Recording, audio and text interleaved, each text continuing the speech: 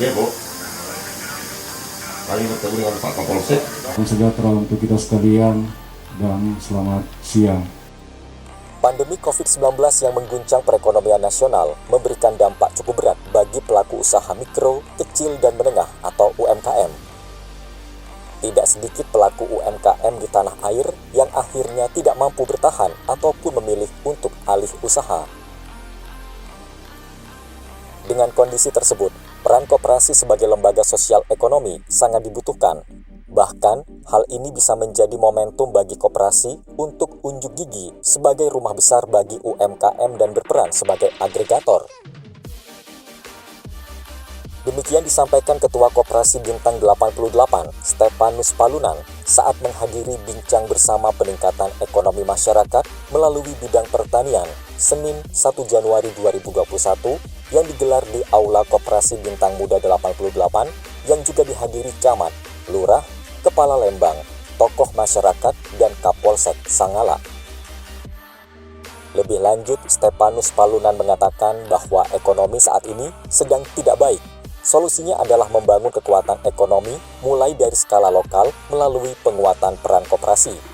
Koperasi harus jadi agregator, pemberi nilai tambah terhadap usaha-usaha masyarakat, mengoptimalkan fungsi pembinaan, pendampingan, serta membantu permodalan.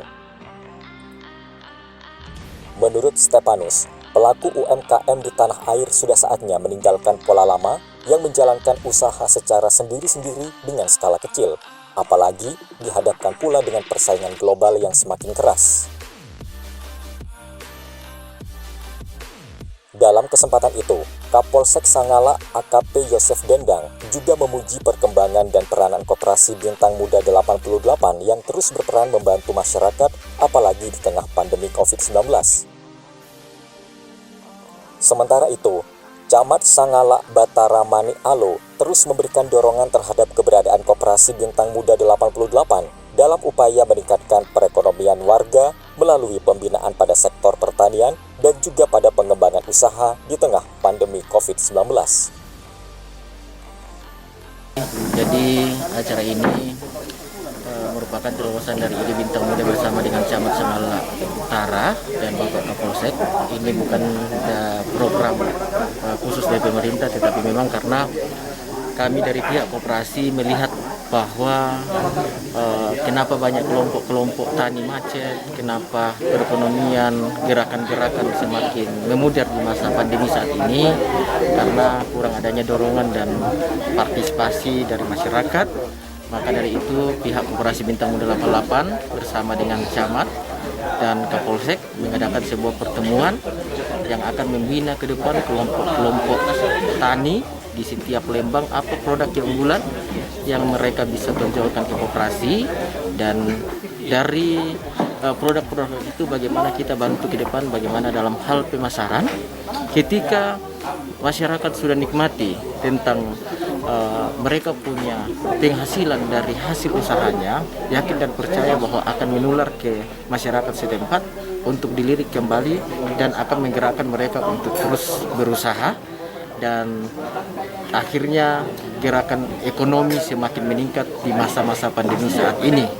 Dan saya yakin bahwa program ini akan kami terus kerjasama ke depan demi sebuah cita-cita bagaimana memajukan Tanah Toraja, lebih-lebih kepada kalangan ekonomi yang memang selama ini tidak mampu, kita bisa berdayakan kembali bekerja sama dengan Koperasi Bintang Muda 88.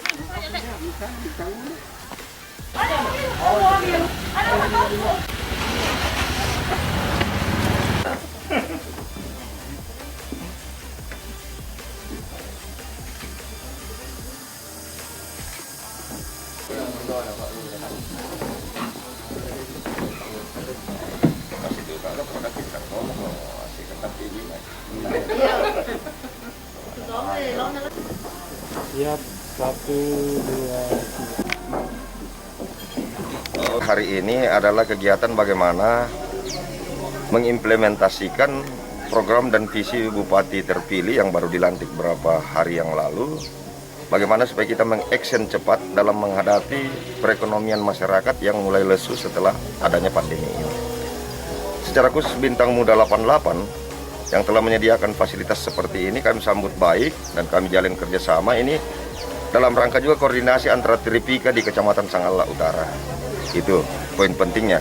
Tetapi tujuan yang sebenarnya diadakan ini adalah bagaimana aparat Lembang dan kelurahan dengan anggaran desa dan dana kelurahan mereka dioptimalkan untuk peningkatan ekonomi kemasyarakatan. Makanya tadi saya jelaskan bahwa setiap Lembang dan kelurahan harus mempunyai satu produk unggulan.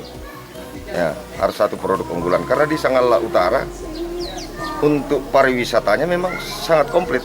Ada pariwisata budaya, ada pariwisata religius, ada pariwisata alam.